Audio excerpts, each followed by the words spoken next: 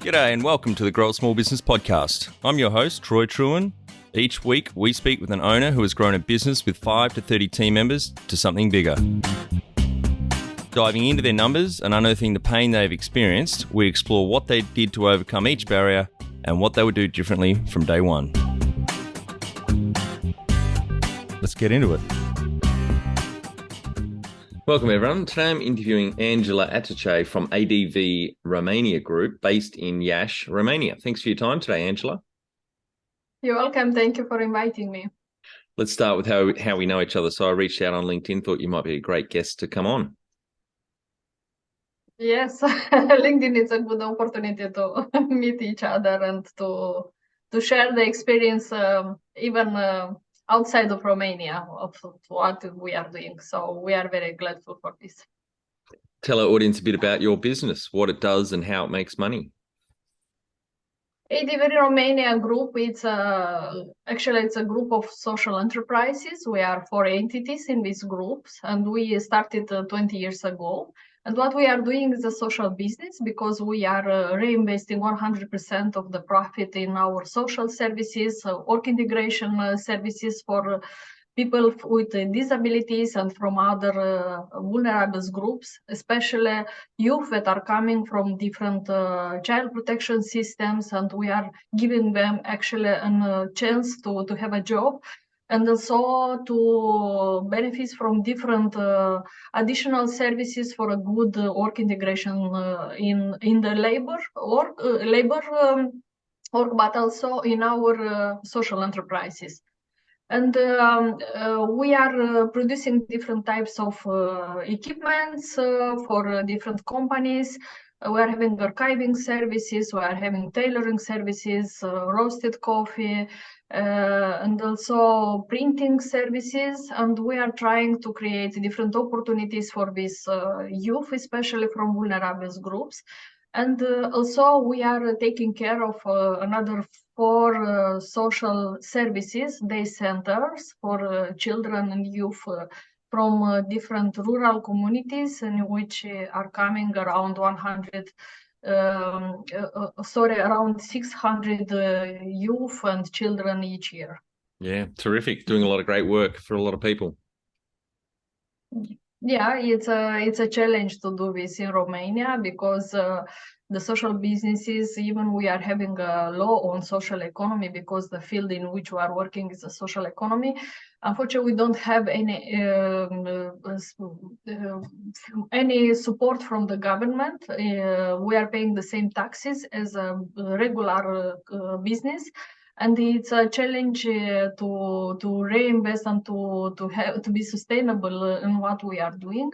But we managed because we started many years ago, and we tried to promote also that the companies are not buying just the products and services. They are buying the add value for for our work and what we are doing. Yep, great. How did you start out? We started 20 years ago. I worked in the past for an international organization from United States, and they had some programs in Romania. And when they finished these programs in Romania, they decided to build 2 Romanian NGOs. And they asked me if I would like to take the management of the ADV Romania. It was a very nice challenge for me. I didn't know at that time that what means to be a manager and to try to be sustainable. And I started in August 2002. And after we took another 4 people from the old organization in this new organization. And we started to provide social services, especially for children and youth with HIV and AIDS, because it was a problem at that time in Romania. And after we decided to extend our services to other youth and children with disabilities and from vulnerable groups. So the first 6 years we provided social services, educational services, medical services.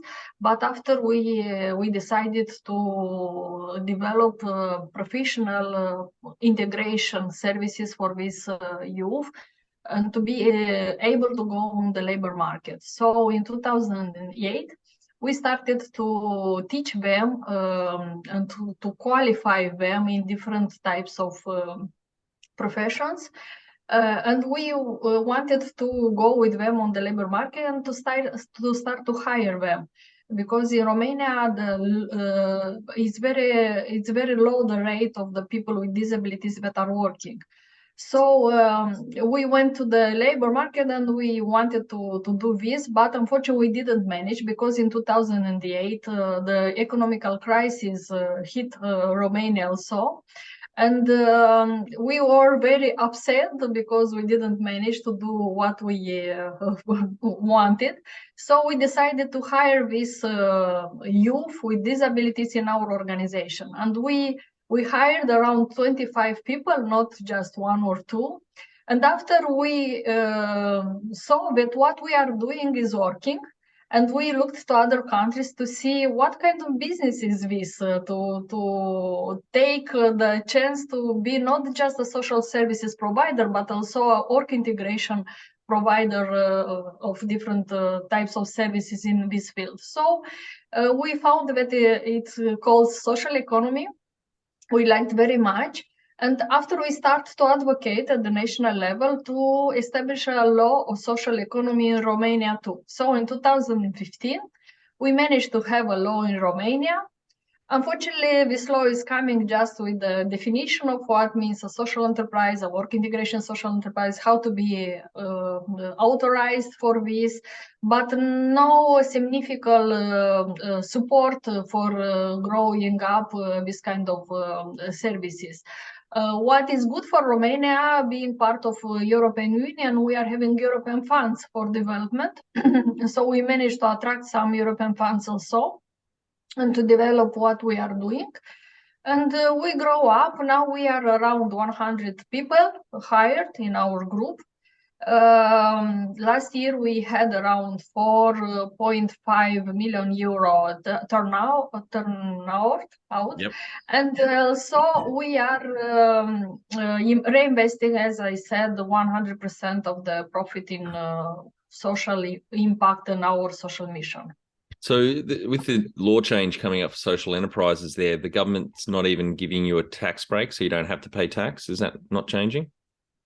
No, we are paying the same taxes for the salary, also for the profit, also for VAT. Last year, our organization did, actually we built a project law, and we found somebody to take this proposal to go in the parliament, and we proposed to not pay the taxes for the profit, because it's not correct. If you are planning to reinvest 100% of the profit in the social mission, it's not correct to pay the taxes for this profit with which you are doing good. Yeah. And we hope this year to manage this law to be approved. Until now, it was a very good results in the parliament on different commission. And we hope to manage this. And also another law that we proposed is to have some subsidies for vulnerable groups that are working in the work integration social enterprises.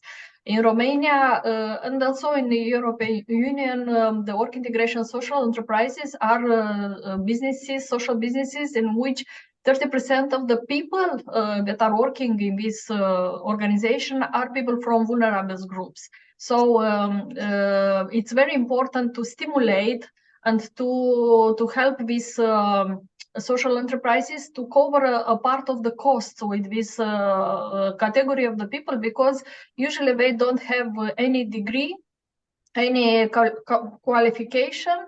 Maybe they didn't work in the past, and they are having a low capacity of the production. And if you don't have a very good people with a high rendement in their work, your products and services are very expensive on the market, and this makes you to be not competitive on the market.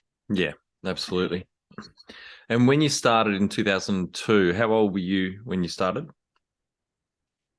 we started in 2002 here in Iași, and we had another 2 offices in Constanța and Târgu Mureș, another 2 big cities in Romania, in which we had a very high prevalence of the people with HIV and AIDS, because this was our mission at the beginning.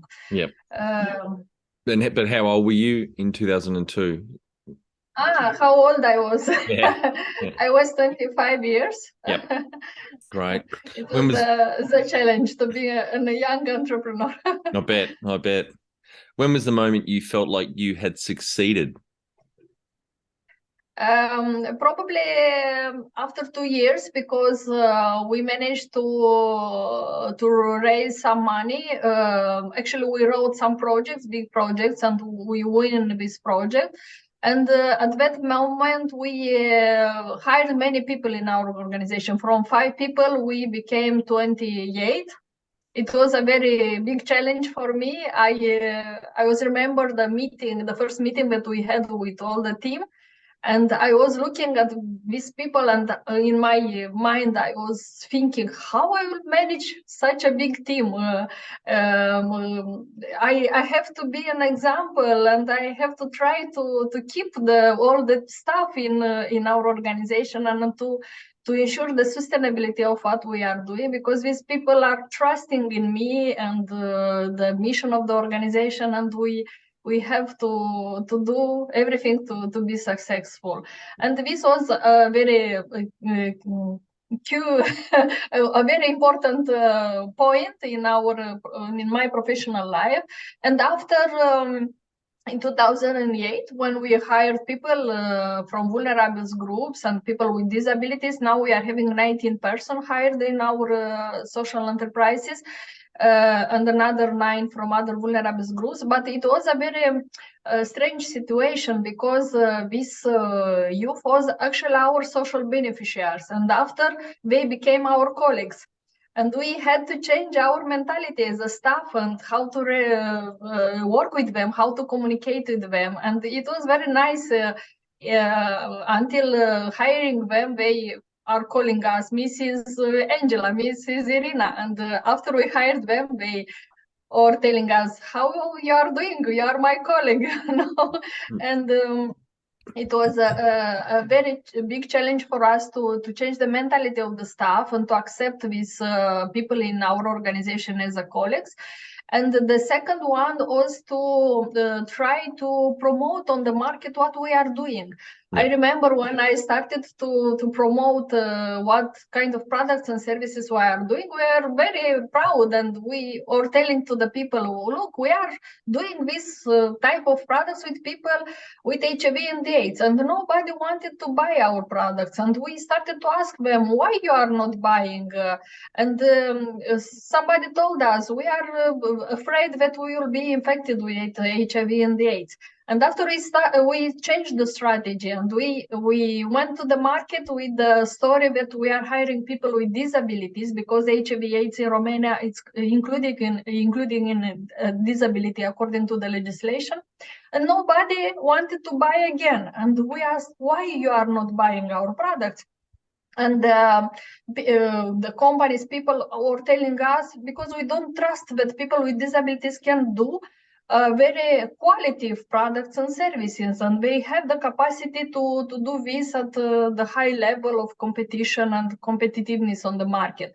So we changed again the strategy, and now we are promoting the benefits of the products and the services that we are doing. And in the last, we are telling the story, and the story is for the people that want to understand. They want to hear the story. They have the time to understand what we are doing. But I think this is the key of the success, and this was another big challenge in my work, to how to promote what we are doing, but also to be competitive on the market. Yeah, and to make this transition from the social services mentality to the business mentality.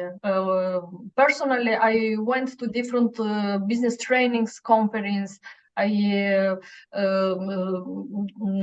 read a lot of books, business books, and I try to invest in me. We attracted from the market and hired people with some business degrees, because what we learned, it's even we are doing a social business, the tools of business are the same, even they are classical business or social businesses. Yep. What does success look like to you?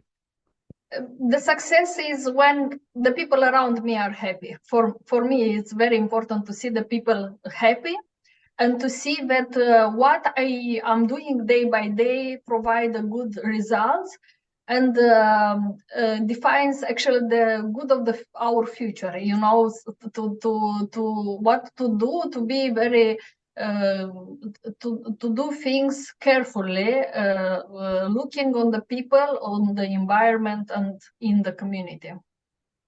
Number one thing you'd recommend to marketing a fast-growing business? I think it's very important to look on the market and to make this research before to try to go and to do something in the field. And also, speaking about the social businesses, it's important to look on the market not for what the people need to buy from you, but also which is the social problem in the community that you want to solve. So the challenge is double when you are doing this. And also, you need a very good business plan. You need a very good team with which to start to do this, and of course to understand the numbers, because you have to understand the numbers before to write a business plan, but also when you are implementing a business plan to understand how your business is growing and which are the challenges, the problems, and in which stage you have to take some decisions and to change something in what you are doing. And how did you fund the business? What funding at the start? When we started in 2002, this organization from United States gave us $20,000. It was a budget for around 6 months of running our activities. It's important to say that we started with social services. We didn't generate some incomes from this money, so we just spent the money and this is all. And after we looked to another types of financing, like European funds for being part of European Union, we received some money to grow the community and to be eligible to be part of European Union, and we managed to go to this money. And also we worked a lot with the Global Fund for HIV and AIDS. And now we are having for our social activity, also we are having European money, different projects, and some money are coming through our ministries because they are coming from European Commission to our national authorities, but also we are trying to attract some money directly from the European Commission, and we are having some money for this already. But these are not for economical activities, are just for the social mission and for development of the social economy sector in Romania. And it's important because we can use this money to provide different trainings for free, different study visits, different to make different research at the national and European level. So our organization is part of different European networks, and we are trying to share our experience. And also we replicated some of our experience in Republic of Moldova and Ukraine because we are working. And now we are looking to extend our activity in Armenia and Georgia, in Black Sea region. Actually, now we are having a delegation of 12 people. We are in Armenia looking to meet different social enterprises, to meet the different authorities that are in charge of the social economy sector, to try to see which are the needs and how we can help and extend what we are doing in Romania. Great. If you were to start up today with plenty of funding, would you go into your industry? Yes, I will do the same because I like very much what I am doing. My background is a social worker, for me it's very easy to understand these social aspects and intervention. And from the business side, I already learned a lot of things, but of course, I'm learning each day. The educational process is not stopping somewhere. We have to do this day by day. So definitely, I will do the same what I'm doing now. Can you outline the most stressful point in your small business growth journey so our audience can learn from it? Yeah, I had some some challenges and stressful points in our journey. Maybe one was in 2010 when we started to build our office. So we accessed some European money, but also we lent some money from a bank from Poland, because in Romania we wasn't eligible for the banks to take some money. And we built this office that we are having now. It's a quite big office. And we had some problems doing this because when we started, it was something very new. And we had to manage with the construct architecture, the whole project, and it was quite tricky to do this. And also we had some problems when we started to do the building. We found in the land some things that they didn't should be there. Near us is a factory, and they had actually their water was coming through our land for the factory, and we had to remove the way of having this. I don't know how it's in English. Actually, this was the problem. We had to find some solution very quickly because we were running this project in time, and it was a risk to not spend the money and also to not finish the results. Another stressful challenge for me was when the states changed the legislation in 2017, and they actually told that we are not able anymore to sell our products and services to different companies. And this was in a very short time. In 1 month, we should close our activities, and we closed at that moment our branch office from Constanța and Târgu Mureș, another 2 cities. And also we started a process to change the legislation again, and we managed, but after 2 years. So in 2017 it happens, and 2020 actually after 3 years. And also we went to the court against the states because they gave this law, and the law wasn't a good idea, and didn't respect the steps of giving this law. And we managed to win at the court of the states.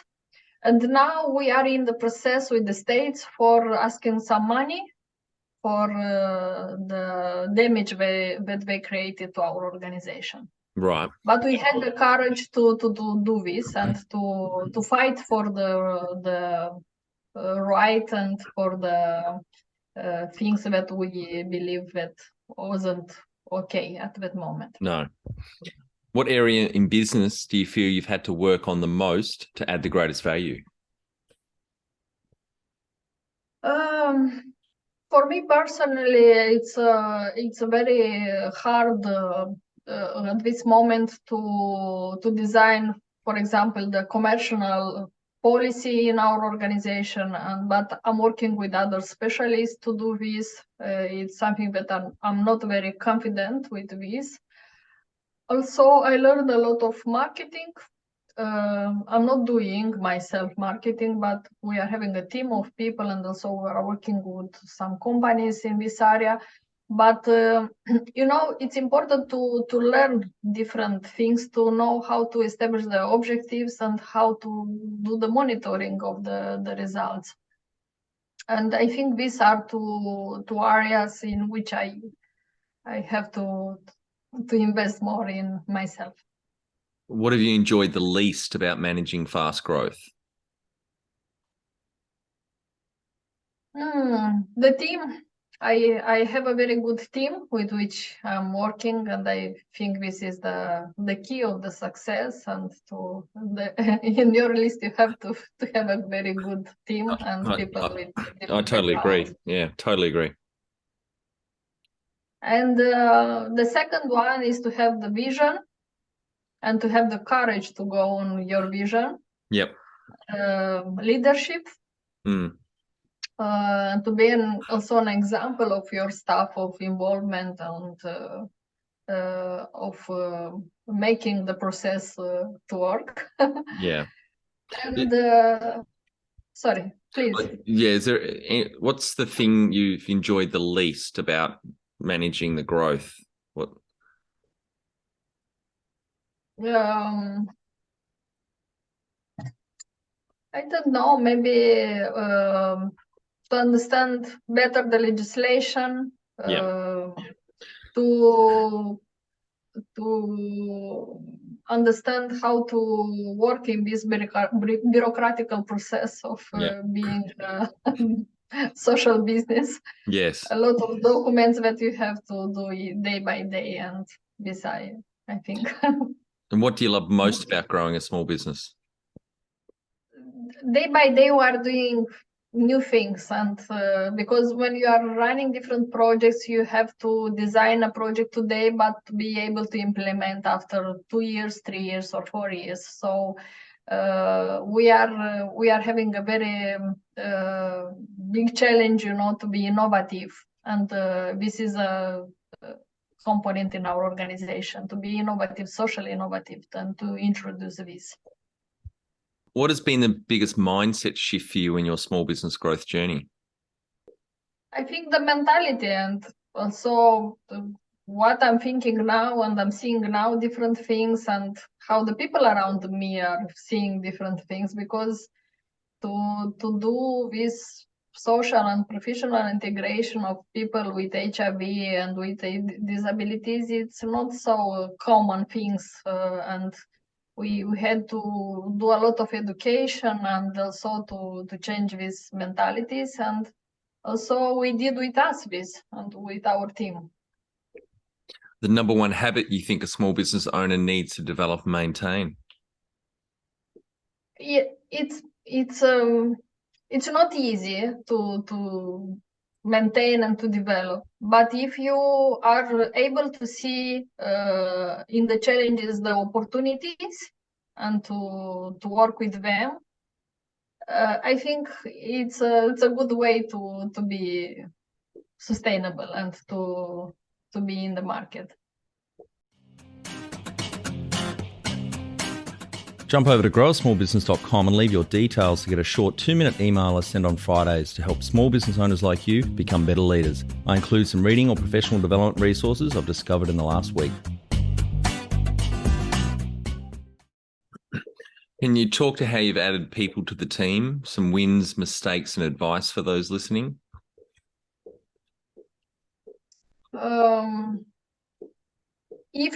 It's very important in the life to do what you love to do and what you are prepared to do. And even if you are thinking to go in different industry, it's very important to work before in this industry and after to go to start a business. Many people are thinking that if tomorrow I will have a shop, it will be more easy for me to manage this. But it's not the same when you are trying for few months, years to work in a shop and to see what actually means this kind of business. So one of the recommendation is to go to do a business, but after having some experience of this business. The second one is to try to do this in a team with people that are specialized around you, and to try to involve them. And of course, sorry, have you got any advice on how you've added people to your team? Any mistakes or things you got right about adding people?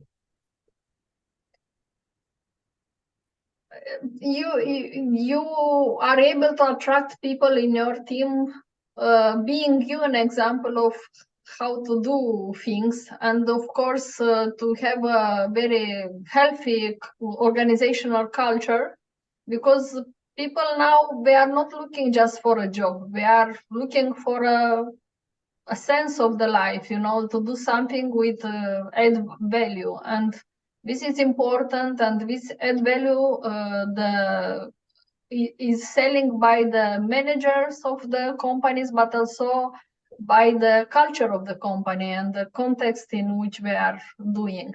And if you will be very transparent as an organization, you'll be very clear in your mission, the people will follow you and they will come in your team. And you will be able to manage to keep them in the team. And for example, in my organization, we are having a very strong culture of investing in people. Even they are coming with some abilities, we are contracting different trainings. We are trying to establish for them different context of education, additional education. And we are trying to keep all the staff. Even in some periods, we don't have projects, for example, or the incomes are not so high. Because we know that the biggest assets for our organization are the people. Tell our audience how you've handled balance. It's hard to have a balance, professional, personal, and it's a challenge every time. But I'm very lucky that I have a family that understand me very well and they support me. And what I am today, it's part of their trust in me and what they encourage me to do. But of course, I have to work more to have this balance. Now I don't have enough free time, quality free time for me and for my family. And this is quite something I have to work more to do in the future. How much professional development have you invested in yourself, like reading books, podcasts, courses, training? A lot. And every morning when I'm drinking my coffee, I prefer to listen some podcast. It's more easy for me in the car, going to the work. I'm listening. I don't have time to read actually the books, but I prefer this podcast because it's more easy for me to use the time. But I'm reading a lot of professional documents because I have to be very updated with different policy documents, researches, and so on, to be able to understand the direction, to the challenges, but also the opportunities for development, and to have this vision of development. So, and also I'm going to different conferences, study visits, and I'm trying also in this business conference, for example, to bring some social insights. But when I'm going to social conferences, I'm trying to bring some businesses insights, and to make this transfer of the expertise, and also to try to help others. And for example, we developed 3 years ago social enterprise accelerator, in which we helped 42 social businesses to be established in Romania. And now we are providing for them training, mentoring. Also, we created with them a cluster. We did the same in Republic of Moldova. We created another 5 social enterprises in Republic of Moldova, 1 in Ukraine. And we are actually together in this ecosystem of social economy. And also last year, together with 170 people and companies, most of them social entrepreneurs, we built the first financial non-bank institution from Romania dedicated to financing the social enterprises sector. So it's not important just to learn different things, but also to be able to share the experience and the knowledge with others and to build from your own experience the sector. Have you had mentors or coaches? Mentors or coaches? Yes, I have. It's important to have people around you that can provide an advice and or to listen you or to ask right questions you and to try to develop yourself and your company. Yes, I have. It's important thing. Do you have a board of directors or advisors? Yes, we have. We are having a board. It's created by three people. Right. Okay. How often do they meet and how many board members are there? We are meeting each year in physical format, but also we are communicating each month. And also we are having a management team, is formed around 12 people. And we are meeting each month, and also each quarter we are looking to different results, and we are planning the next steps for development of the organization. Oh, fantastic. And also in the board and the management team, we are having people with disabilities, also from vulnerable groups, because it's important to have this diversity and to involve them at a different level of building an organization. All right, Angela, on to our final 5 questions. What do you think is the hardest thing in growing a small business? I think the challenge to be sustainable, and to be competitive on the market, and also to be in trend with what the market is looking for and the expectation they are having from your products and services. And you have to be able to have some money to invest for digitalization, for training and stuff, for buying new equipments, to be more efficiently and to try to be sustainable. I think this is a big challenge. Favorite business book which has helped you the most? I don't know at this moment. I don't have something special in my mind, but I think different information that it's coming to me from different ways and different events. It's bringing a lot of information and knowledge.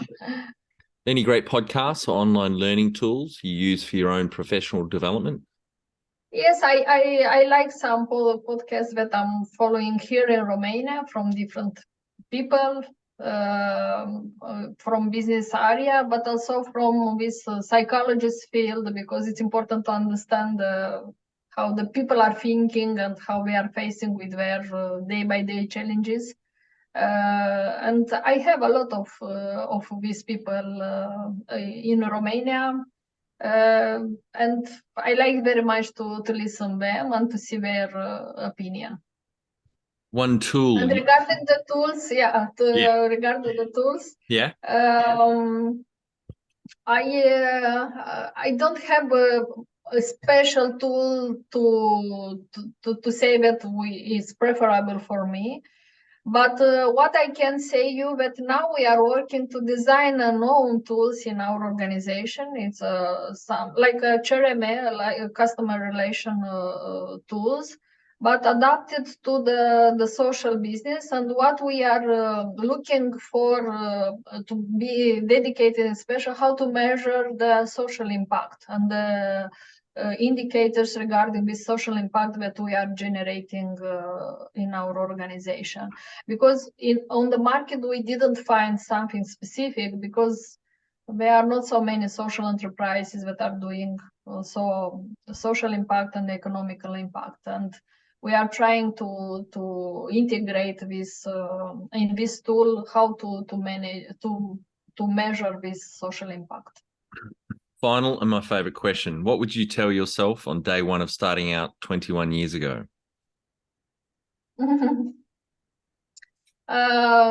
Maybe to learn more from the people with the experience and to try to find these people that are having already some experience in the field and to have a networking of people.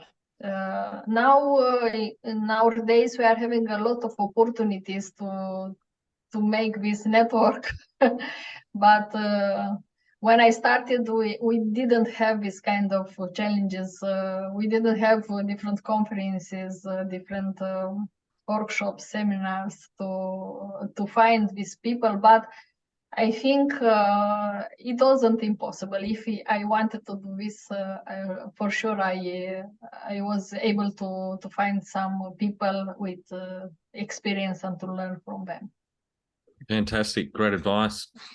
Thank you very much for your time today, Angela. I think the audience got a lot of value out of what you've shared with us. Congratulations on the 21-year journey and what you're doing. Great things for not just your team and businesses, but also for the wider community as well. So well done. Thank you very much. Thank you for this opportunity to speak about our work in Romania. That's it. Thanks for listening. Please leave a review in iTunes or whatever platform you listen to us on. It means more small business owners will find our cast and help people with their business growth journey.